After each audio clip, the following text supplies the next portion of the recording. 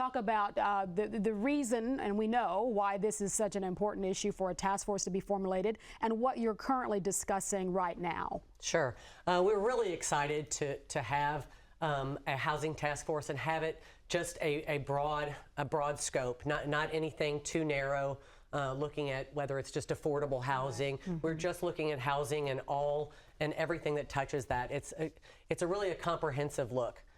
So really the first, we've just had 2 meetings so far. So the first one was really data centric. We really wanted to make sure that the data that we had was correct, that we knew. And so when we looked at when we found the 200 plus units, that was the gap, 200,000. And then we're starting to dive deeper into the local government, trying to find what their struggles are and what their potential solutions are. And we're going to go through the supply chain as well.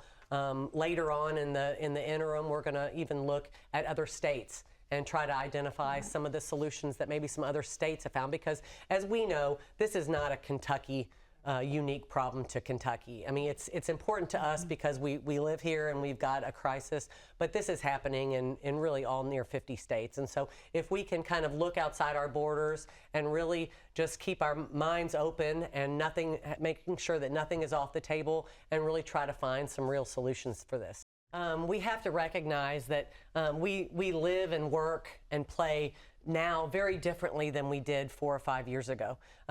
Coming from Louisville, I look at downtown Louisville and there are a lot of commercial buildings that people do not work in their buildings anymore. And so there's a great opportunity for those buildings to rezone them to residential. Especially when the challenge that we're having is infrastructure. It's not so simple to just build houses without the infrastructure. So some of these think outside the box things is take these commercial buildings that are right next to hospitals.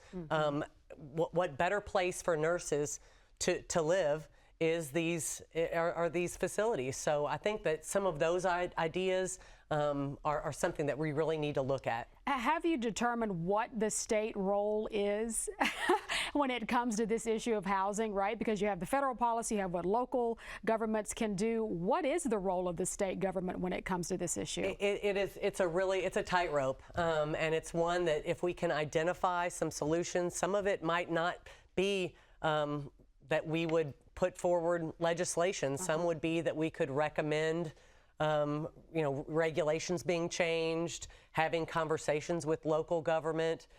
Some of it is just going to be kind of our influence and not necessarily legislation. There can be layers where maybe our first priority is where the public transit, focus on the density where the public transit already is. Where the infrastructure already is, so that we can really focus on those areas to build density to just a quick fix, because this is a long-term issue. It's not going. It didn't get created in a year or two, and it's not going to go away in a year or two. So we just have to really be disciplined and fix what we can fix, and then have a road plan for 5, 10, 20 years down the road.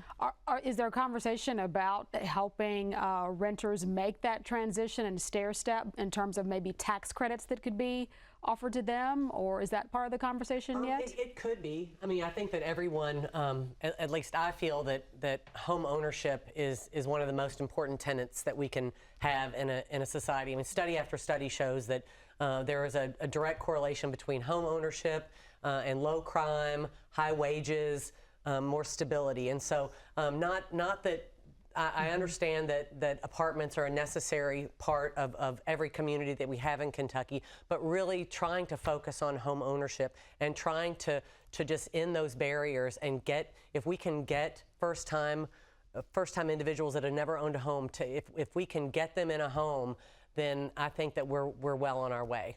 We all recognize there is no silver bullet on this. There is no, why didn't I think of that? Because I mean, we could say right now, okay, we're going to fully fund. We're going to give you funding for 100,000 homes. Well, we don't have the manpower to build them. we don't have the infrastructure.